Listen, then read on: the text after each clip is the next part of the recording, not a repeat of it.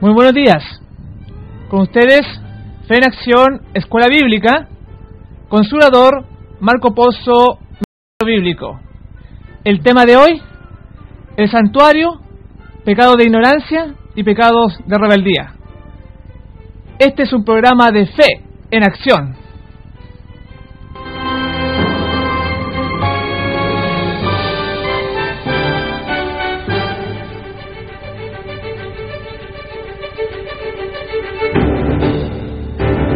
Levantemos nuestros ojos, redención se aproxima, ya estamos casi viendo, Salvador de nuestras vidas, es tiempo de ir al frente, anunciando a todo el mundo, que Jesús está volviendo, victorioso y triunfante. Pronto vendrá, pronto Jesús volverá. Pronto vendrá, pronto Jesús volverá.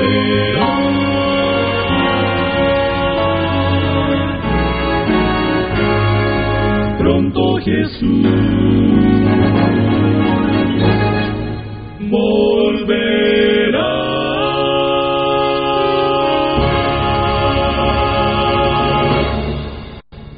Muy buenos días a todos nuestros amigos que nos escuchan en esta mañana.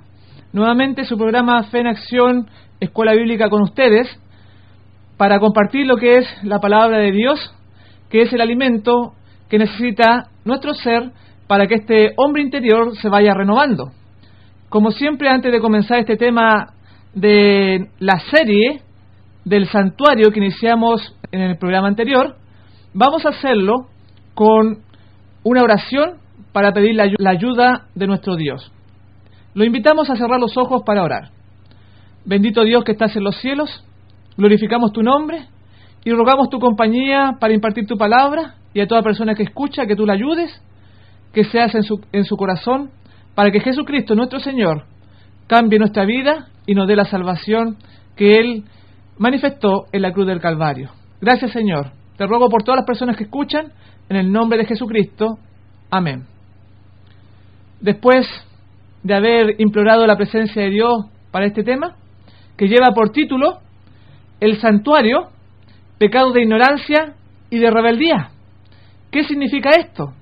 Vamos a comprender un poquito más cómo Dios ve la situación del pecado y cómo ha dejado la provisión para solucionarlo. Y para ello habíamos empezado estudiando el santuario en Éxodo 25:8, donde señala lo siguiente: me harán un santuario para mí y habitaré en medio de ellos. Dios, a través de esta casa, de este santuario, de este tabernáculo, o templo también se le denominaba, o casa de Dios, ha prometido que Él va a estar con sus hijos, o sea, con usted, que es su criatura, un ser vivo que Él le ha dado todo lo que es. Así que es muy importante, y vamos a entender a través de todo lo que se relaciona con esta casa de Dios, cómo Él hace intercesión hoy en día por nuestros pecados, pero ahora en el cielo, donde solamente por la fe nosotros, los seres humanos, podemos tener acceso para saber lo que Cristo está haciendo ahora por nosotros, pero en el cielo. Por eso, en el libro de Hebreos, capítulo 9, versículo 24, dice: porque no entró Cristo en el santuario hecho de mano, figura del verdadero, sino en el cielo mismo, para presentarse ahora por nosotros. Aquí el apóstol Pablo señala claramente cómo es que Cristo está haciendo una intercesión por nosotros con su sangre en el santuario que existe en el cielo, que es figura del terrenal que fabricó Moisés aquí en el desierto y después lo constituyó más bien Salomón, el templo de Salomón. Así que Cristo está haciendo una obra en su favor. No importa quién usted sea, no importa el pecado que haya realizado. Jesús está ofreciendo su sangre preciosa para perdón de los pecados. Pero vamos a tener que entender ahora a qué pecado se refiere. Porque hay pecados de ignorancia, o sea, pecados por lo cual la persona no sabía o no lo entendía, y pecados de rebeldía, que igual lo comete a sabiendas, teniendo un pleno conocimiento. En otras palabras, manifestado en una franca rebeldía contra Dios. Hay una diferencia en esos pecados. Y aquí va a ver usted cómo en cada situación de nuestra vida el Señor determina el nivel de maldad a través, si acaso nosotros conocemos o desconocemos. Y en este santuario, todas las cosas que se realizaban en el santuario terrenal, todas las cosas que se realizaban, ahora se realizan en el santuario celestial. Como se perdonaban los pecados aquí en la tierra, están siendo perdonados los pecados en el cielo. En el libro, Cristo en su santuario, página 18, lo señala. El ritual que se efectuaba como representación y sombra de las cosas celestiales y lo que se hacía simbólicamente en el santuario terrenal, se hace en realidad en el santuario celestial. Todas las actividades que ahí se realizaba, todos los sacrificios, todas las ceremonias, todos los rituales eran una sombra, eran una figura de lo que está sucediendo hoy en día en la realidad en el cielo, absolutamente todo. Por eso debemos entenderlo muy ampliamente. Por ejemplo, quisiera tocar el tema del día de la expiación. El día de la expiación se realizaba una vez al año en el día 10º del 7º mes, o sea en octubre. A propósito, hace unos 3 días atrás, pasó este día de la expiación, por si usted no lo sabía. Y en ese día, el sumo sacerdote entraba en el lugar santísimo para hacer una expiación por los pecados del año. Voy a leer en Patriarca y Profeta, página 369. Hablando del día de la expiación. Mediante este servicio anual, se le enseñaba al pueblo importantes verdades acerca de la expiación, o sea, del perdón. En la ofrenda por el pecado que se ofrecía durante el año, se había aceptado un sustituto en lugar del pecador, pero la sangre de la víctima no había hecho completa expiación por el pecado. Solo había provisto un medio en virtud del cual el pecado se transfería al santuario. Al ofrecerse la sangre, el pecador reconocía la autoridad de la ley, confesaba la culpa de su transgresión y expresaba su fe en aquel que había de quitar los pecados del mundo, esto es, en Jesús. Pero no quedaba completamente exonerado de la condenación de la ley. Es muy importante esta cita, porque aquí nos aclara, por medio de la ceremonia del día de la expiación, o también de la fiesta solemne del día de la expiación, cómo es entonces que son perdonados nuestros pecados. Durante el año, al traer la ofrenda, el pecador al santuario, esta ofrenda representaba a Jesús, la sangre de Jesús que perdona los pecados del mundo, dijo Juan el Bautista.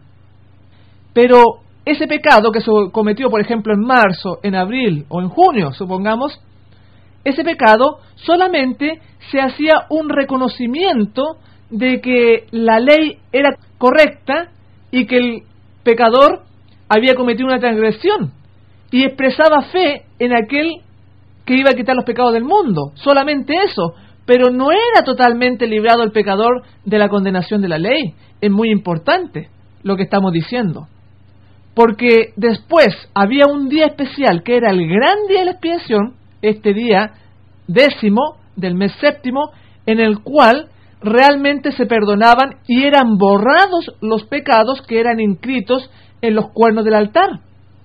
Hay un registro, amigo que me escucha, en el cielo, de cada cosa que usted realiza, de cada cosa que yo hago también. Hay un registro de las obras buenas y las obras malas, de los pecados, el libro de las memorias también. Y ahí se encuentra cada pecado. Y supongamos que en marzo o en abril usted cometió un pecado, le pide perdón a Dios para que Jesús ofrezca su sangre en el cielo. y entonces quedaba un registro en el santuario de que usted se había arrepentido, pero no era borrado ese pecado, porque todavía quedaba inscrito ahí en los cuernos del altar. Y entonces llegaba este día de la expiación, y ahí se ofrecía la sangre de este macho cabrío, y ahí entonces eran definitivamente borrados los pecados. Y así entendemos un poquito más cómo entonces Dios perdona completamente los pecados. ¿Por qué?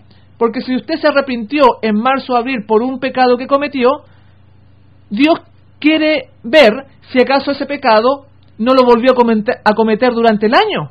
Porque a lo mejor en marzo y abril lo cometió, pero después, en agosto, nuevamente lo volvió a cometer y no pidió perdón. ¿Se da cuenta? Entonces al final del año, porque el año eclesiástico, al final del año, Dios tenía que ver si acaso ese pecado era una corrección externa de la vida, porque ya dejó de cometerlo, o si acaso era un cambio de naturaleza. Son dos cosas muy distintas, porque una regeneración externa quiere decir que no lo hizo por el momento, pidió perdón por el pecado que hizo, pero ese arrepentimiento no era sincero y después lo siguió cometiendo. Entonces, para que forme parte de nuestra naturaleza, quiere decir que ya no lo hizo nunca más. Así es. Entonces había que hacer una obra de juicio, una obra de investigación, si acaso desde que cometió el último pecado hasta el día de la expiación se había arrepentido y si acaso no lo volvió a cometer. Y entonces Dios dejaba ese último día para que se arrepintiera y pudiese ser borrado definitivamente. Así que este es un ejemplo, el día de la expiación, de cómo trata Dios al pecado para limpiarlo y borrarlo. Por eso nosotros tenemos que conocer esto del santuario, porque ahí está el plan de la salvación, cómo Jesús entonces ve el pecado y lo borra. Y habíamos dicho en el programa anterior cómo el Edén había sido el primer santuario desde que Adán y Eva pecaron, y cómo entonces a las puertas del Edén Adán ofrecía su sacrificio en un altar, y también lo siguió haciendo después Abel y Caín, como lo habíamos comentado. Y notemos que aún en este Edén, Dios da las mismas características posteriores al santuario que después se construyó, porque usted debe saber que el santuario terrenal que hizo Moisés estaba determinado de una forma específica, estaba de oriente a occidente, así estaba ubicado. Y comprendiendo eso, también en el Edén está ubicado de la misma manera. Por eso en Génesis capítulo 2, versículo 8 lo señala: y Jehová Dios plantó un huerto en Edén al oriente y puso allí al hombre que había formado. No es coincidencia que la Biblia diga al oriente, porque el santuario terrenal y el santuario del templo y el santuario del cielo están ubicados de oriente a occidente. Y tiene una razón todo esto, ya la vamos a explicar. En Patriarca y Profeta, página 359, también nos corrobora esto. El santo tabernáculo estaba colocado en un espacio abierto llamado atrio. Ya vamos a comentar el atrio también. El santo tabernáculo estaba colocado en un espacio abierto llamado atrio, rodeado por cortinas de lino fino que colgaban de columnas de metal. La entrada a este recinto se hallaba en el extremo oriental. Lo mismo que estamos diciendo. Estaba de oriente hacia occidente. ¿Por qué? Porque aquí ya en la ubicación misma de este santuario, de este tabernáculo o posteriormente del templo, Dios nos está enseñando verdades espirituales. Todo lo que el santuario tiene es para que nosotros entendiésemos el plan de la redención. ¿Por qué? Porque cuando uno entraba de oriente a occidente, iba entrando mirándose al santuario, pero le daba la espalda al sol, porque el sol salía a la espalda de la persona, porque Dios no quería que adorásemos al sol, porque esa es la idolatría que se está mezclando en el pasado y también hoy en día, la adoración al sol. En Ezequiel, capítulo 8, versículos 16 y 17 lo señala: enseguida me llevó al atrio interior del templo del Señor. Esto es lo mismo que estamos hablando. Y a la entrada del santuario de Jehová, entre la entrada y el altar, había unos 25 varones de espaldas hacia el santuario y su rostro hacia el oriente, postrados adorando el sol. Y me dijo: ¿has visto, hijo de Adán? Es cosa liviana para la casa de Judá hacer las abominaciones que hacen aquí. Después que han llenado la tierra de maldad, provocan mi enojo y ponen hedor en mi nariz.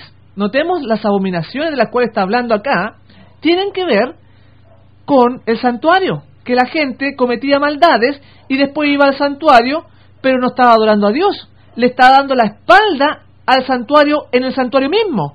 Y dice que había 25 varones de espaldas hacia el santuario y su rostro hacia el oriente, porque estaban postrados adorando el sol. Por eso Dios no quiere esa adoración. Por eso cuando uno entra está el santuario de oriente a occidente, y cuando uno va entrando le da la espalda al sol, justamente por eso. Y sabe usted que estas enseñanzas no son solamente para el pasado, porque hoy en día la gente está adorando al sol, así como usted lo está escuchando. Porque en el día domingo, que es el primer día de la semana, las personas, muchas iglesias, están adorando al sol, porque el día domingo es el día del sol.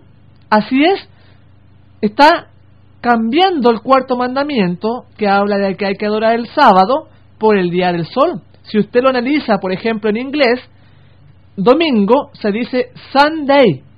Sun significa sol, day significa día, el día del sol. En alemán significa Sonntag, también el día del sol. Así que esta adoración no ha terminado hoy en día. Sigue, pero la gente muchas veces no lo sabe, o sí lo sabe, pero le quiere hacer caso más a su pastor. No puede ser así, amigo que me escucha. Usted hágale solamente caso a Dios. Así que toda especificación de este edificio del santuario son para enseñarnos la adoración. Por eso también ha salido el hecho de que cuando uno ora debiera hacerlo de oriente a occidente, para darle la espalda también al sol. Por eso el Señor dejó su santuario así, para que lo adorasen de esa manera. Bien, pero después de este santuario, primero en el Edén y el que realizó Moisés en el desierto, vamos a encontrar el segundo santuario, ya más sólido, más firme, que fue el templo de Salomón. Y este templo fue construido en un lugar muy importante, que fue en la tierra de Moria. No fue construido en cualquier parte, porque ahí también hay otra enseñanza. Todo lo del santuario es para nuestra enseñanza, una enseñanza espiritual. Y lo encontramos, para entender esto, en Génesis capítulo 22, versículo 2. Entonces Dios le dijo a Abraham: toma ahora a tu hijo, tu único hijo, Isaac, a quien amas, y vete a la tierra de Moria, y ofrécelo allí en holocausto sobre uno de los montes que te diré. Es importante destacar que en el monte Moria, que fue realmente en el monte en que después Salomón construyó el templo, se ofreció el primer sacrificio, que fue, primeramente, se le pidió a Abraham que ofreciera a su hijo Isaac. Dios vio la fe de Abraham y entonces se proveyó de un cordero, de un animal, y se realizó el primer sacrificio. Porque ya ese lugar, el monte Moria, había sido escogido por Dios para la adoración. Por eso, cuando Jesús es bautizado, Juan el Bautista, señalando a Jesús, le dijo: he aquí el Cordero de Dios que quita el pecado del mundo, porque ese animal el cual fue sacrificado representaba a Jesús. En el Deseado de toda la gente, página 87, relata: nadie de entre los oyentes, ni aun el que las pronunció, o sea, esto Juan, discernió el verdadero significado de estas palabras: el Cordero de Dios que quita los pecados del mundo. Sobre el monte Moria, Abraham había oído la pregunta de su hijo Isaac: Padre mío, ¿dónde está el cordero para el holocausto? El padre contestó: Dios se proveerá de cordero para el holocausto, hijo mío, le contestó Abraham. Y en el carnero divinamente provisto en lugar de Isaac, Abraham vio un símbolo de aquel que había de morir por los pecados de los hombres. El Espíritu Santo, mediante Isaías, repitiendo la ilustración, profetizó del Salvador: como cordero fue llevado al matadero, Jehová cargó en él el pecado de todos nosotros, gloria al Señor. Y entonces, cuando Abraham le dice a Isaac que Dios iba a proveer el cordero para el sacrificio, se estaba refiriendo a Jesús. Por eso Juan el Bautista lo señaló a él. Él es aquel que va a perdonar los pecados del mundo. Y ya desde Abraham entonces vemos que la providencia de Dios ya en sus planes eternos había señalado el monte Moria para que se realizasen los sacrificios. Y de ahí entonces posteriormente Salomón edificó el templo. Es por eso. No es por coincidencia que se escriban estas cosas, amigo. Todo lo que está en la palabra de Dios es para nuestra admonición, para que usted le sirva. Por eso usted debe estudiarla, debe conocerla, porque ahí va a encontrar a Jesús, el Cordero que quita el pecado del mundo. ¡Qué maravilla! En 2 de Crónicas, capítulo 3, versículo 1 lo dice, hablando de Salomón. Salomón empezó a edificar la casa en Jerusalén, en el monte Moria, donde el Señor también había aparecido a David, su padre, en la era de Ornán el Jebuseo, que David había provisto. Aquí entonces está la ratificación de que realmente el templo ahora que había construido Salomón por indicación de Dios fue construido en el monte Moria. El monte Moria está en el monte de Sión, donde está la ciudad de Jerusalén, ahí mismo en el Medio Oriente. Y entonces también está el monte Calvario sobre este monte Sión, porque después lo vamos a ver cuando veamos la historia de Ron Wyatt, cómo él descubrió hoy en día, escuche muy bien esto, cómo descubrió los muebles de este santuario que estamos viendo y el arca de su pacto. También lo vamos a comentar, si Dios lo permite, en los programas sucesivos. En este monte de Sión está el monte Calvario. Qué interesante. También lo vamos a ver con la ayuda de Dios. Pero por ahora vamos a decir que durante 430 años después que Abraham puso en el monte Moria el sacrificio de iniciación de la adoración que iba posteriormente a realizarse, el diablo también quiso tomarse ese lugar, porque él trata de anular toda la obra de Dios. Y entonces, ¿qué hizo? Durante 430 años trajo a los cananeos a vivir ahí y a un culto idolátrico pagano. Pero por 430 años el Señor le permitió eso. Pero después con Moisés, cuando salió de Egipto, nuevamente retoman la tierra de Canaán y empieza a construirse este templo y empieza nuevamente la adoración. Porque aquí hay un plan de la mente divina para restaurarte de tu pecado, de tu falta y purificarte de cualquier maldad que hayas hecho. Porque a Dios no se le va ningún detalle, porque Él es santo, es todopoderoso, es magnífico, le puedes entregar tu vida. Ámale con todo tu corazón, porque Él murió por ti. Él ha derramado su sangre, que es la sangre que representan todos estos animales, tanto la vaca lazana, tanto el cordero, tanto como los machos cabríos, los becerros, todo eso representan a Jesús. Y aquí en 2 de Crónicas, versículo 3, versículo 1, vamos a explicar ahora esta otra partecita de este versículo que decía que David, su padre, había determinado en la era de Ornán Jebuseo, porque ahí también hay un motivo por el cual se construyó este templo de Salomón.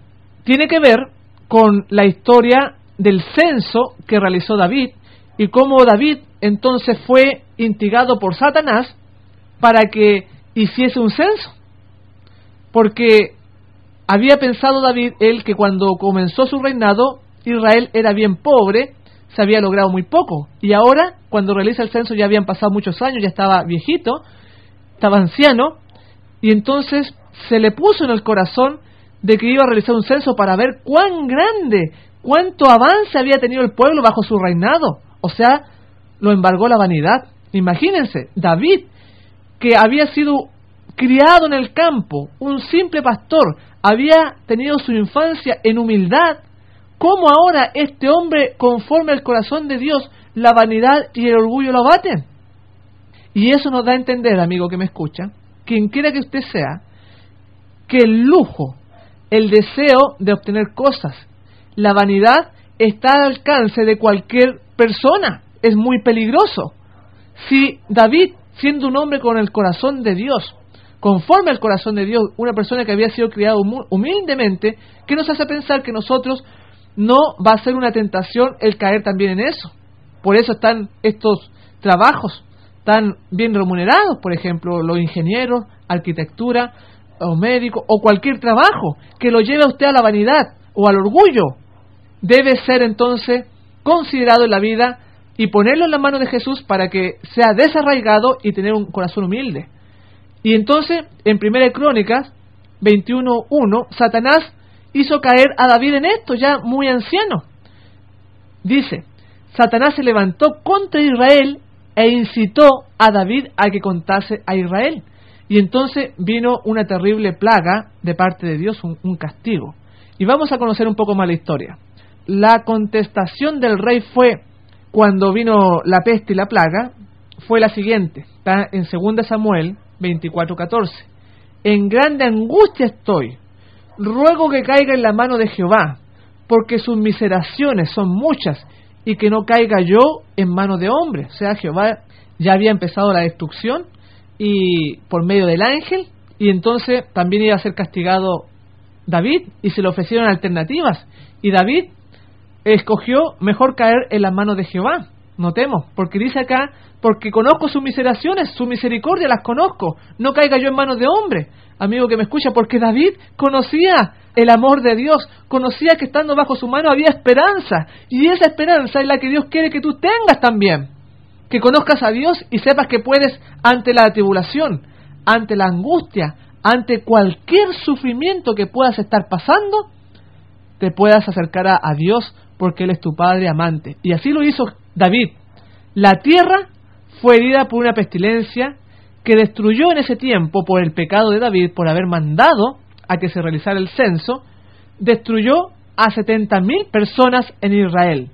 La pestilencia no había llegado a la capital, o sea, Jerusalén, cuando, alzando David sus ojos, vio al ángel de Jehová, esto es Jesús, que estaba entre el cielo y la tierra, teniendo una espada desnuda en su mano, extendida contra Jerusalén. Entonces David y los ancianos se postraron sobre sus rostros, cubiertos de sacos. El rey imploró a Dios en favor de Israel, diciendo, ¿no soy yo el que hizo este pecado contra el pueblo? Yo mismo soy el que pequé, y ciertamente he hecho mal. Mas estas ovejas, ¿qué han hecho? Jehová, Dios mío, sea ahora tu mano contra mí y contra la casa de mi padre, y no haya plaga en tu pueblo Israel. Notemos cómo intercede David en favor del pueblo, que caiga solamente el castigo sobre él. Bueno, pero la realización del censo además, había causado desafecto entre el pueblo. Pero el pueblo, había participado de los mismos pecados que motivaron la acción de David, o sea, de la vanidad y del orgullo. Así como el Señor, por medio del pecado de Absalón, trajo castigo sobre David, por medio del error de David, castigó también los pecados de Israel. El ángel exterminador se había detenido en las inmediaciones de Jerusalén. Estaba en el monte Moria, aquí está, pongan mucha atención, porque aquí está nuevamente este monte, estaba en el monte Moria, en la era de Ornan-Jebuseo. Ahí está lo que veníamos hablando en Crónicas. Por indicación del profeta, David fue a la montaña y edificó allí un altar a Jehová, y ofreció holocaustos y sacrificios pacíficos, e invocó a Jehová, el cual le respondió por fuego de los cielos en el altar del holocausto. ¡Qué maravilla! Y Jehová se aplacó con la tierra y cesó la plaga de Israel. Así que este monte es muy especial, porque ahora vemos que ante la plaga, ante la peste, se ofrece un sacrificio y el pueblo y David es perdonado. Y además desciende fuego desde el cielo para consumir ese holocausto. ¡Qué tremendo! De la misma manera que cuando Moisés levantó el santuario terrenal en el desierto, el fuego de ahí fue encendido de parte de Dios mismo, descendió fuego del cielo. Cuando Salomón inauguró el templo, también descendió fuego del cielo. Y ahora con David también descendió fuego del cielo. ¡Qué tremendo! Estas cosas no son al azar, porque en este lugar, en el monte Moria, Dios tiene un plan maravilloso por la eternidad, porque ahí también, en este mismo monte, Dios tiene grandes planes. El sitio en que se construyó el altar, que de allí en adelante había de considerarse como tierra santa para siempre, fue obsequiado al rey por Ornán, pero el rey se negó a recibirlo. No dijo, sino que efectivamente la compraré por su justo precio, porque no tomaré para Jehová lo que es tuyo, ni sacrificaré holocausto que nada me cueste. Y dio David a Ornán por el lugar 600 siclos de oro por peso. Este sitio, ya memorable por ser el lugar donde Abraham había construido el altar para ofrecer a su hijo, y era ahora santificado por esta gran liberación, fue posteriormente escogido como el sitio donde Salomón erigió el templo. ¡Qué maravilla! Patriarca y Profeta, página 810 y 811. Así que hasta el lugar, la ubicación, todo tiende a darnos una enseñanza maravillosa, porque Dios está pensando en forma amplia para tu salvación. Él es muy sabio. Y este lugar, este monte Moria, fue posteriormente edificado el templo de Salomón. Y al ladito de este monte está el monte Getsemaní, donde ascendió Jesús al cielo. Y en ese mismo monte, que es todo ese sector del monte Calvario, el monte Moria, el monte Sión, el monte Getsemaní, todo ese sector, cuando Jesús descienda, se va a apoyar el pie en el monte y se va a partir en dos y se va a hacer una gran planicie, y va a descender la nueva Jerusalén, la ciudad santa, la ciudad eterna, el tabernáculo de Dios va a descender del cielo, así está escrito en Apocalipsis, y va a ser en el mismo lugar donde se empezaron a efectuar estos sacrificios. ¡Qué maravilla! Las profundidades de Dios, en las cuales Él pensó por la eternidad, a través del santuario son reveladas el plan de la salvación a nosotros. Por eso es tan importante este tema que estamos viendo. Y entonces ahí, en ese mismo lugar, Dios va a poner su trono y va a gobernar ahora, va a ser el centro de gobierno para todo el universo, en todos los mundos que no han caído, en todas las constelaciones, en todas las galaxias, este mismo lugar del cual estamos hablando. ¡Qué tremendo! Así que tiene muchas enseñanzas y la estamos viendo al estudiar este tema del santuario. Además, cuando se levantó este templo de Salomón, dice en Primera de Reyes, capítulo 6, versículo 7, lo siguiente: mientras el edificio se iba levantando silenciosamente en el monte Moria, con piedras que traían ya cavadas, de tal manera que cuando la edificaban, ni martillos ni hachas se oyeron en la casa, ni ningún otro instrumento de hierro. Todo tiene para una enseñanza, como habíamos dicho. Ahora se nos presenta la Biblia que para la construcción de este templo no se escuchaba ni martillos, ni hachas, ni ningún instrumento, porque las piedras eran traídas seguramente de una cantera que había cerca, y ya ahí las pulían, ahí le daban la forma, porque eran piedras acabadas. Era solamente ensamblar las piedras y así el edificio se iba levantando. Todo esto tiene una enseñanza para nuestra vida, amigo que me escucha. En Joya de los Testimonios, tomo 3, página 379, lo comenta: el templo judío fue construido con piedras labradas que se sacaron de las montañas, y cada piedra era preparada para su lugar en el templo, labrada a escuadra, pulida y probada antes de ser transportada a Jerusalén. Es muy importante que destaquemos que cada piedra que venía, que iba a formar parte del templo, ya entonces había sido probada para ver si acaso coincidía en el edificio. Cuando todas estas piedras se encontraron sobre el terreno, la edificación se hizo sin que se oyera el ruido de un hacha o de un martillo. Esta edificación representa el templo espiritual de Dios, compuesto de materiales traídos de todas las naciones, lenguas, pueblos y clases sociales, grandes y pequeños, ricos y pobres, sabios e ignorantes, o sea, de todo tipo de personas. No se trata de sustancias inertes que deban ser trabajadas por medio del martillo o el cincel. Son piedras vivas, sacadas de la cantera del mundo por medio de la verdad. Y el gran arquitecto divino, el Señor del templo, está ahora labrándolas y puliéndolas, preparándolas para su lugar respectivo en el templo espiritual de Dios. Ese templo, una vez terminado, será perfecto en todas sus partes y causará la admiración de los ángeles y de los hombres, porque Dios es su arquitecto y constructor. ¡Qué maravilla!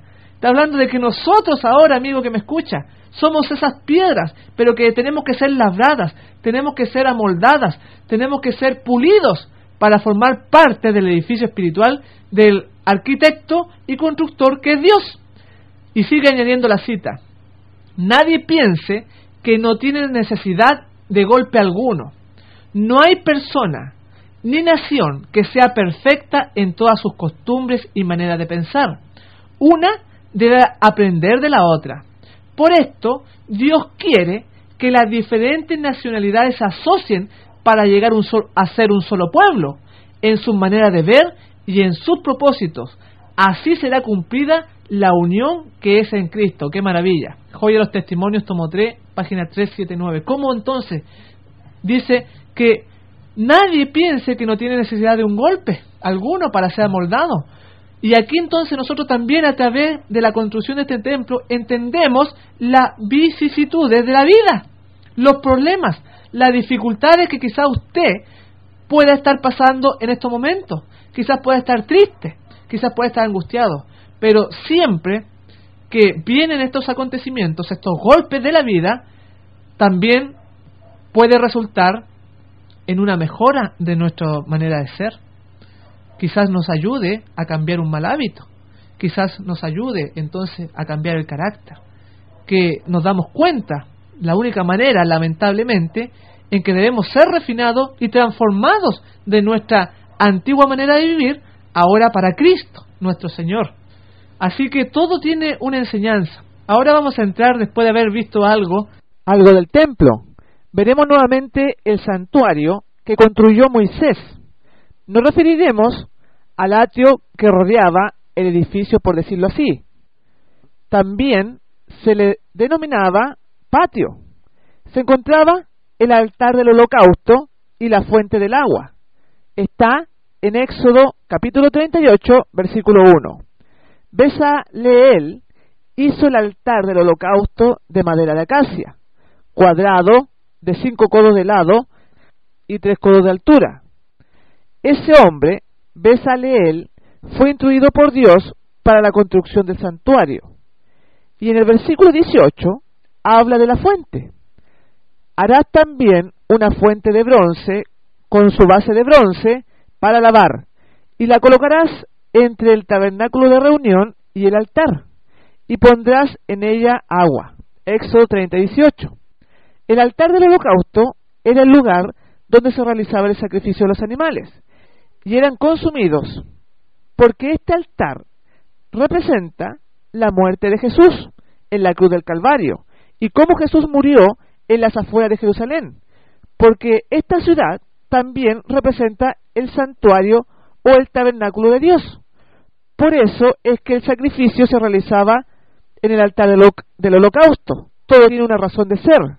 En la fuente, además, tenemos el agua, o sea, tenemos estos dos elementos. En la sangre tenemos el perdón de los pecados, y en el agua de la fuente tenemos la limpieza.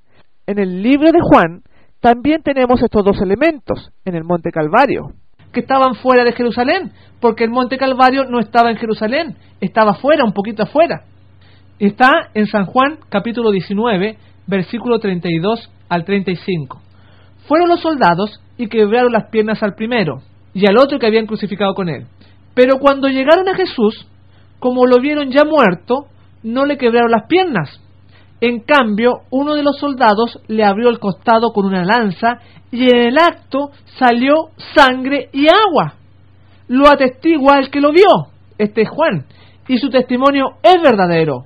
Él sabe que dice la verdad, para que vosotros también creáis. Y aquí entonces, cuando se le mete la lanza a Jesús, se le mete en su costado, sale sangre y agua, los mismos elementos que estamos viendo en el atrio del santuario.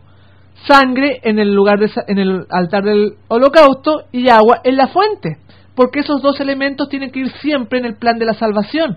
perdón de pecados, pero también purificación, o sea, abandono de Él. ¿Cómo podemos decir que nosotros somos cristianos, que seguimos a Dios, cometemos un pecado y no lo abandonamos? Decimos que nos arrepentimos y seguimos viviendo de la misma forma. No es así. El arrepentimiento lleva en sí dolor por el pecado, dolor por el acto que provocó la muerte de Jesús. ¿Cómo vamos a seguir nosotros entonces crucificando a Jesús? Aún en las más pequeñas cosas. Por eso Dios va a tener un pueblo santo que va a seguir al Cordero por doquiera que va. Van a guardar los mandamientos de Dios, pero también van a tener la fe de Jesús. Y al tener nosotros estos dos elementos, el agua y la sangre, ahora vamos a ver que también hay otro elemento que es el fuego. El fuego también era parte de ese altar, porque ahí, en ese lugar, el cordero era consumido, era quemado, amigo que me escucha, era dado en sacrificio en forma completa, representando la obra de Cristo que dio su vida en forma completa por tu pecado. ¡Qué increíble amor! Realmente, solamente un corazón insensible puede quedarse así sin ningún pensamiento, sin ningún sentimiento de culpabilidad al darse cuenta de tan grande amor que Jesús manifestó, porque ahí el animal era quemado en el fuego. ¿Se ha quemado usted alguna vez? Es muy doloroso, ahora que todo su cuerpo. Eso estaba representando el sacrificio de Jesús. Así que tenemos ahora un tercer elemento agregado al agua, la sangre y el fuego. Pero no solamente en el santuario tiene este tipo de enseñanza, tiene un sentido más amplio todavía y profético.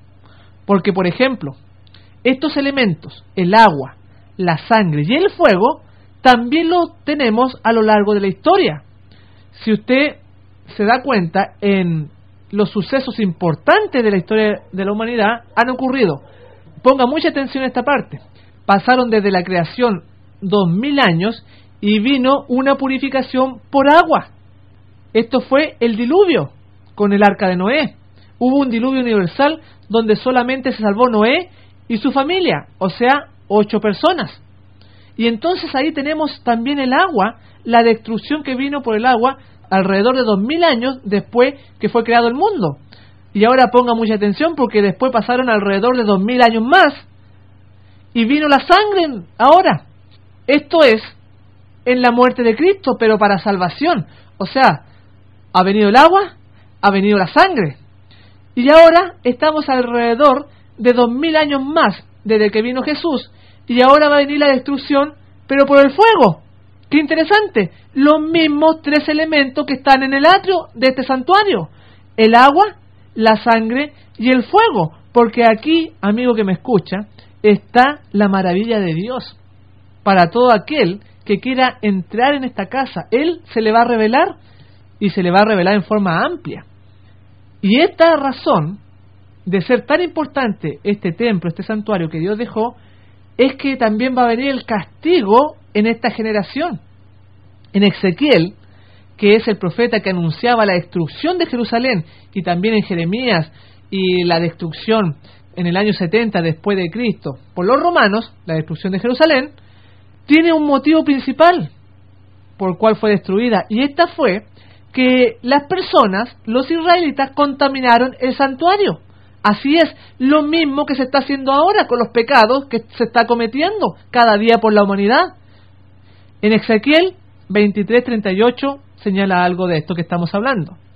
Porque han adulterado, hay sangre en sus manos, han fornicado con sus ídolos, y aún a sus hijos que me habían engendrado hicieron pasar por el fuego quemándolos. Notemos que este versículo señala que cada hijo de cada matrimonio, si usted es madre o es padre, no es suyo, es de Dios. Y acá dice, y aún sus hijos que me habían engendrado. Cada hijo que nace es para Dios. Y muchas veces el ser humano se encuentra con el derecho de decirle a Dios: yo hago lo que quiero con mi vida, son mis hijos, yo hago lo que quiero. No es así, amigo que me escucha. Usted podrá decir eso, pero delante de Dios no es así. Y aquel que es cristiano lo considera para Dios. Y en el siguiente versículo, en el versículo 38, señala: aún más que esto hicieron, contaminaron mi santuario y profanaron mis sábados. Notemos las características, las causas que se dan aquí en Ezequiel, por el cual va a venir la destrucción. La destrucción que vino en los tiempos de Jerusalén, que es símbolo de la destrucción que va a venir ahora en el tiempo del fin, que es la que viene ahora con la venida. La causa es que contaminaron mi santuario, o sea, cada maldad, cada mentira, cada tiempo desperdiciado, cada palabra deshonesta que salió de la boca, cada palabra ociosa, tanta cosa, cada pecado se está siendo transferido al santuario en el cielo y está siendo contaminado. El otro motivo que da es que profanaron mi sábado, violaron el cuarto mandamiento, porque todas las iglesias, muchas personas, muchos pastores enseñan que el domingo es el día del Señor, pero acá no. El motivo es que profanaron los sábados. Así que tenemos gran enseñanza. Y en este santuario, no solamente el santuario mismo era de una enseñanza, sino que además el ministerio que realizaban los sacerdotes debían servir de figura y sombra de las cosas celestiales, porque así como ministraban los sacerdotes, está ministrando Jesús en el cielo por sus pecados y por mis pecados. Y aquí donde uno entiende mejor por qué en las fiestas de Jehová, cuando oficiaba también el sacerdote y en los días sábados, esa ceremonia todavía siguen ahora, pero en el cielo, pero no ofreciendo la sangre de animales, de machos cabríos, sino su propia sangre, la sangre de Jesús. Así funciona el plan de la salvación, el plan de la redención, cómo Dios purifica y perdona nuestras faltas. En Cristo en su santuario, página 36, es muy importante la cita que voy a leer. No solo el santuario mismo, sino también el ministerio de los sacerdotes debían servir de figura y sombra de las cosas celestiales, Hebreos 8:5. Por eso era de suma importancia, y el Señor, por medio de Moisés, dio las instrucciones más claras y precisas acerca de cada uno de los puntos de este culto simbólico. Así que cada especificación, cada basa, cada animal, cada mueble, cada cortina, todo lo que había en el santuario era muy importante. Y ahora vamos a ver entonces lo que tiene que ver con los pecados de ignorancia y los pecados de rebeldía. En Romanos 6:23 señala: porque la paga del pecado es muerte, mas la dádiva de Dios es vida eterna en Cristo Jesús, Señor nuestro. Este texto es muy ampliamente conocido, de que todo pecado merece muerte. Pero hay pecados que no son de muerte. Sí, así como lo está escuchando, quizá usted no lo sabía. Así dice la Biblia en Primera de Juan, capítulo 5, versículo 17. Vamos a entender más ampliamente este punto. Toda injusticia es pecado, pero hay pecado no de muerte, porque hay distintos tipos de culpabilidad, distintos niveles. Pecados contumaces de rebeldía, pecado de ignorancia, todo eso es necesario verlo porque tienen distintos tipos de gravedad. Así que hay pecados que no son de muerte, hay pecados que son a sabienda, contumaces, que usted conoce que es malo y lo realiza. ¿Sabía usted que en esta tipología del santuario el sacerdote no podía traer ofrenda por el pecado de rebeldía, por el pecado a sabienda, cuando usted sabe hacer lo bueno y no lo hace? ¿Sabía usted eso? Bueno, aquí vamos a ver la evidencia. En Levítico 26 vamos a ver algunos casos, por ejemplo, el caso de los espiritistas, de los mediums, que hoy en día la gente acude tanto a ello y es un gran mal que hoy se cierne sobre nuestra sociedad. En Levítico 26 señala: yo pondré mi rostro, dice el Señor, contra el que se vuelva a los medium y espiritistas para prostituirse siguiéndolos, y lo cortaré de entre su pueblo. Notemos que para este pecado no había ofrenda, definitivamente era cortado o era apedreado. En Levíticos 29 vamos a leer el 10, el 11, el 12 y el 13 para que veamos otros casos. Por ejemplo, cuando había un hijo rebelde, y esto es una tremenda enseñanza para nosotros como padres y también nosotros que somos hijos también, de nuestra reverencia y nuestro respeto hacia nuestro papá o hacia nuestra madre. Dice: el que maldiga a su padre o a su madre ha de ser muerto. A su padre o a su madre maldijo, su sangre caerá sobre él. Nuevamente lo tenemos, no había entonces sangre en favor de ese pecado, de esa culpa. Realmente tenía que morir. El que cometía adulterio también. Si un hombre comete adulterio con la esposa de otro, el adúltero y la adúltera han de ser muertos. El que se acuesta con la esposa de su padre, la desnudez de su padre descubrió. Los dos han de ser muertos, su sangre caerá sobre ellos. Si alguno se acuesta con su nuera, ambos deben morir. Cometieron una depravación, su sangre caerá sobre ellos. Si alguno se acuesta con varón como con mujer, cometen abominación. Ambos han de ser muertos, sobre ellos caerá su sangre. Notemos que en este versículo 13 es lo que muy común se ve hoy en día, que es las personas que tienen desviaciones sexuales, los homosexuales que se acuestan como con varones como que se fueran mujeres. Esto dice la Biblia que es una abominación, y para este pecado no había sangre, no había ninguna ofrenda, sino que realmente decía que ambos debían ser cortados, porque hay pecados que son más graves que otros, y pecados que son de ignorancia, pero pecados que sabe la persona que son malos y los realiza. También el tema de la mujer cuando está en su periodo menstrual, dice en Levítico 18:19, no te allegarás a tu esposa durante su menstruación para descubrir su desnudez. También es importante esto, porque el que cometía entonces ese pecado era grave delante de los ojos de Dios, y en otras partes también lo señala. Entonces debemos distinguir la gravedad de los pecados. Por eso, en el Nuevo Testamento, en el libro de Hebreos, capítulo 10, versículos 26 y 27, dice: porque si pecáremos voluntariamente después de haber recibido el conocimiento de la verdad, ya no queda más sacrificio por los pecados, sino una horrenda expectación de juicio y de hervor de fuego que ha de devorar a los adversarios. Porque, amigo que me escucha, si usted sabe hacer lo bueno y no lo hace, no hay sangre expiatoria por usted. Así está declarado en la Biblia. Dice: porque si pecaremos voluntariamente, cuando se peca a sabiendas, cuando uno conoce que lo que está haciendo es malo, realmente es muy grave. Por eso debemos meditar en nuestra vida qué estamos haciendo con ella, cómo ve el Señor estas cosas. Tenemos que reflexionar y parar entonces de hacer lo malo.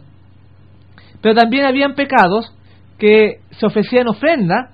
Por ejemplo, en Levíticos 19, versículo 20-21, señala: el que tomare la mujer de su hermano comete inmundicia, la desnudez de su hermano descubrió, serán sin hijos.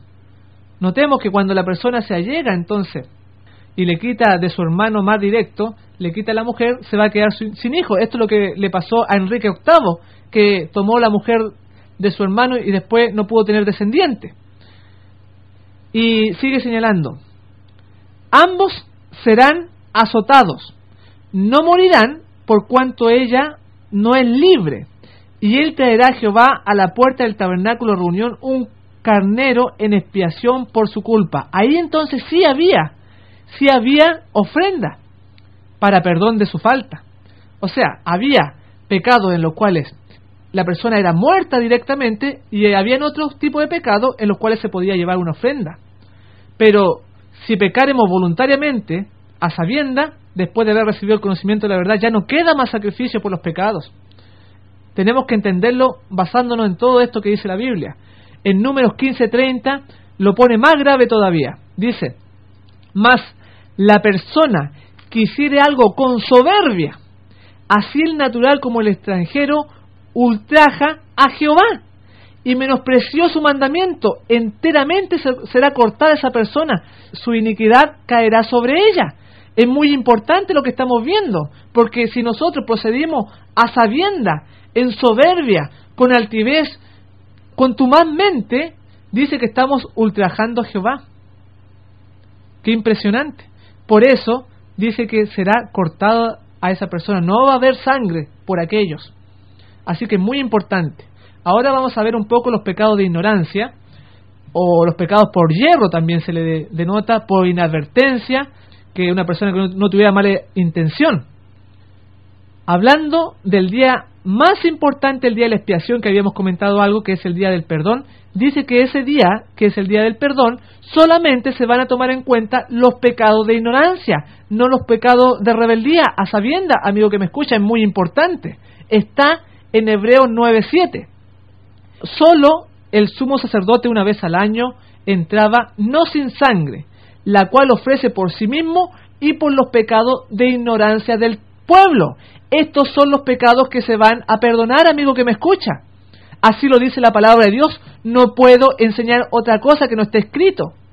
Por eso necesitamos saber que hay una diferencia entre pecado de ignorancia y pecados a sabiendas. Es muy grave. El Levítico 5:1-5 señala que igual el que no sabía era considerado como culpable. Si alguno es llamado a testificar y peca por haber visto o haber oído algo y no lo hubiera denunciado, cargará su pecado. Pero fíjense lo que dice en el versículo 2. O si alguien sin darse cuenta toca algo impuro, sea cadáver de bestia o animal doméstico, impuro o reptil, quedará impuro y será culpable. Pero acá dice que no se había dado cuenta, pero la Biblia dice que es culpable igual. Y sigue explicándolo. O sin darse cuenta toca alguna inmundicia humana que pueda contaminarlo, y si después llega a saberlo queda culpable. O si alguien sin darse cuenta jura hacer mal o bien, como se suele jurar, y después lo entiende, queda culpable. Es muy importante porque resulta que a veces un juramento, uno expresa las palabras y realmente no se dio cuenta de lo que estaba haciendo, pero dice acá que no importa. No se dio cuenta, pero dice que es culpable. Así que, amigos, debemos entender esto. ¿Cómo ve Dios el pecado de ignorancia? En el versículo 5, el que peque en alguna de estas cosas, confesará aquello en que pecó. Por eso, tienen distintos grados. Y aquí lo estamos entendiendo, que son solamente cuando la persona piensa que por no saberlo, entonces ya está eximida de la culpa. No es así. Acá dice que es culpable igual, pero cuando se entera, esa persona tiene que pedir perdón a Dios, arrepentirse por lo que estaba cometiendo y abandonar el pecado, abandonar la falta por la cual Cristo tuvo que derramar su sangre. Y para que no sea en vano esa sangre que Él derramó en la cruz, entonces debemos cambiar nuestra vida y honrarlo a Él. Lo que se denotaba en la fuente, la purificación y el agua, para poder entrar al lugar santo y al lugar santísimo, que también representa el cielo, porque el atrio representa la tierra. Todo está conectado. Por eso a Pablo, o llamado Saulo de Tarso, se le dio una oportunidad también, porque él abandonó su vida antigua de perseguidor y de blasfemo.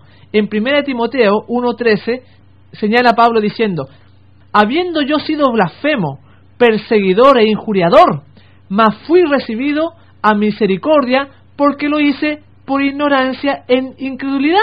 Notemos como acá dice que no conocía él el verdadero camino. Sin embargo, tuvo que sufrir mucho por haber perseguido y asolado a la iglesia primitiva en su ignorancia, aunque no sabía, no tenía una certeza, pero igual tuvo que sufrir mucho, amigo que me escucha, porque va a traer una consecuencia este pecado, aunque nosotros no lo supiésemos. En el caso de Pablo es muy claro. También en Ezequiel 2:18 habla al respecto algo. Cuando yo dijere al impío, de cierto morirás, y tú, hijo de hombre, no lo amonestares ni le hablares, para que el impío sea percibido de su mal camino a fin de que viva, el impío morirá por su maldad, pero su sangre demandaré de tu mano. Notemos, no le dijo, no lo amonestó, y quedó en la ignorancia. Alguien podría decir, bueno, no se le cuenta ese pecado, pero acá dice que va a morir igual. El impío morirá por su maldad. Así que debemos entender esto, amigo que me escucha. Debemos comprenderlo muy bien. En Levíticos, capítulo 5, en el versículo 15, lo ratifica. Cuando alguna persona cometiere falta y pecare por yerro, o sea, no con intención, en las cosas santas de Jehová, traerá por su culpa a Jehová un carnero sin defecto de los rebaños, conforme a tu estimación, en ciclos de plata del ciclo del santuario, en ofrenda por el pecado. Aquí tenía que ofrecer una ofrenda para que ese pecado, que era por ignorancia, por yerro, pudiese ser perdonado. Y en el versículo 17 dice: finalmente, si una persona pecare o hiciere alguna de todas aquellas cosas que por mandamiento de Jehová no se han de hacer, aún sin hacerlo a sabiendas, es culpable y llevará su pecado. Nuevamente, la persona, aunque no lo sepa, es culpable, dice acá. Traerá pues al sacerdote para expiación, para perdón, según tú lo estimes, un carnero sin defecto de los rebaños, y el sacerdote le hará expiación por el yerro que cometió por ignorancia, y será perdonado. Gloria al Señor. Igual, aunque nosotros no sepamos y cometemos el pecado, somos culpables. Pero podemos ofrecer la sangre, que es la sangre de Cristo, para perdón de nuestros pecados, porque en el versículo 19 lo señala, es infracción, ciertamente delinquió contra Jehová. Así que los pecados por ignorancia, igual nosotros tenemos culpa, pero se puede ofrecer la sangre de Jesús. No así los pecados que son de rebeldía, los pecados que a sabienda los cometemos. Es un pecado de soberbia, que sabemos hacer lo bueno, pero no lo hacemos. Qué increíble. También vamos a ser juzgados, amigo que me escucha, por lo que usted está dejando de hacer. Es un pecado de soberbia. Ya vimos que ultraja a Jehová el que tal hace. Así está escrito. Así lo va a considerar Dios cuando seamos llevados a juicio. Por eso Dios te da la oportunidad de arrepentirte. Dios te ama.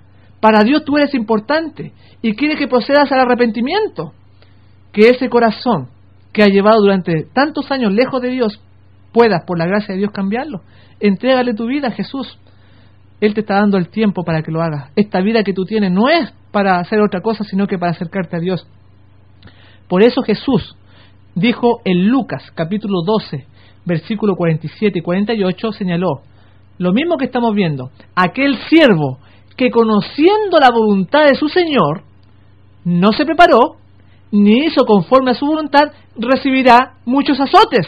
O sea, va a recibir su castigo. Pero mire lo que sigue añadiendo Jesús. Mas el que sin conocerla hizo cosas dignas de azotes, será azotado poco. Porque a todo aquel a quien se haya dado mucho, mucho se le demandará. Y a aquel que mucho se le haya confiado, más se le pedirá. Así que aquí, en el segundo caso que Jesús pone, el siervo que hiciere cosas sin conocerla, igual va a ser azotado. Cualquier persona podría pensar no es culpable porque no lo sabía, pero aquí la palabra de Dios nos dice que sí. Porque nosotros, ese desconocimiento de las cosas es porque no buscamos el bien, amigo que me escucha, porque todos tenemos Biblias. ¿Qué pasa? Que usted la puede abrir, pero sin embargo no la abre, para no conocer la voluntad de Dios, pensando que así se va a excusar. No es así. A Dios no lo vamos a poder engañar. Por eso solamente los pecados de ignorancia van a ser perdonados. Por eso en Lucas 23:34, Jesús cuando estaba en la cruz dijo lo siguiente. Y Jesús dijo, Padre, perdónalos porque no saben lo que hacen. Y repartieron entre sí sus vestidos, echando suertes.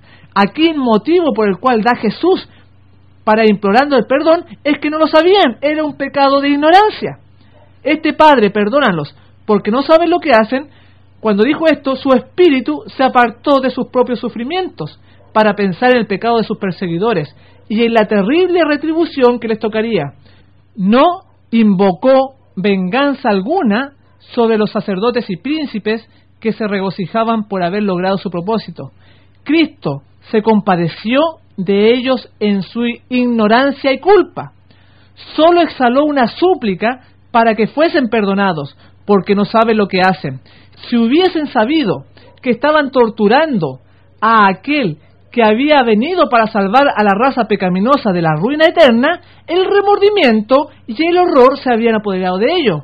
Pero su ignorancia no suprimió su culpa, porque habían tenido el privilegio de conocer y aceptar a Jesús como su Salvador. Deseado a toda la gente, páginas 693 y 694. Todos nosotros tenemos el privilegio de conocer a Dios, amigo que me escucha, por internet, por la radio, por la televisión. En las plazas la gente se pone a predicar. Cada persona puede tener una Biblia. Así que eso no va a ser algo el cual va a detener la espada. Es muy importante.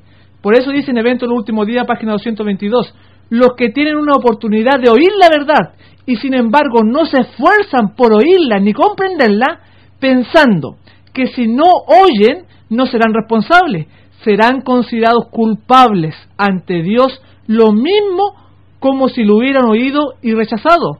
No habrá excusa para los que elijan caminar en el error cuando podrían haber entendido lo que es la verdad.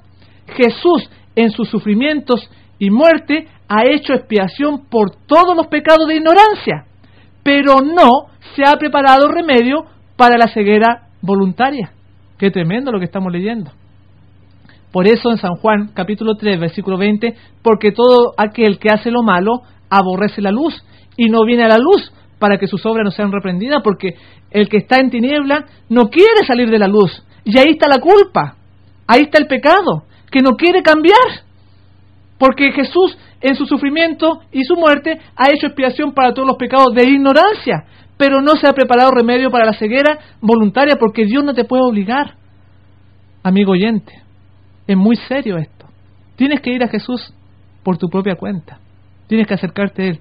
Acércate a Jesús, porque Él te está dando la vida para que te salves. El tiempo es corto y Dios te llama para que tú formes parte de su pueblo, que va a estar en pie en su segunda venida. Y vamos a ir concluyendo ya, porque tú tienes un amigo, un abogado en el cielo que intercede por tus pecados. Por eso empezamos este tema diciendo, porque no entró Cristo en el santuario hecho de mano, figura del verdadero, sino en el cielo mismo, para presentarse ahora por nosotros. Está Jesús intercediendo en el santuario para perdón de los pecados, pero perdón de los pecados de ignorancia. Me harán un santuario para mí y habitaré en medio de ellos. Éxodo 25, 8. Así que el Señor Jesús te bendiga. El Señor te ama. Acércate a Dios con todo tu corazón, con toda tu alma, porque Él te quiere salvar. Este ha sido otro programa de Fe en Acción, Escuela Bíblica para gloria de Dios. Que el Señor Jesús te bendiga.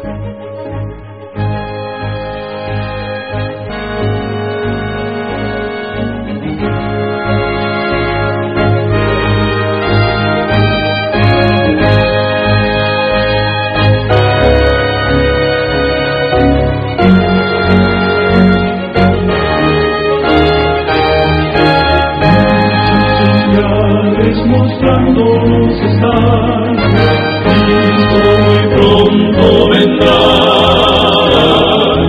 un nuevo sol y un nuevo día va a brillar, cuando regrese Jesús.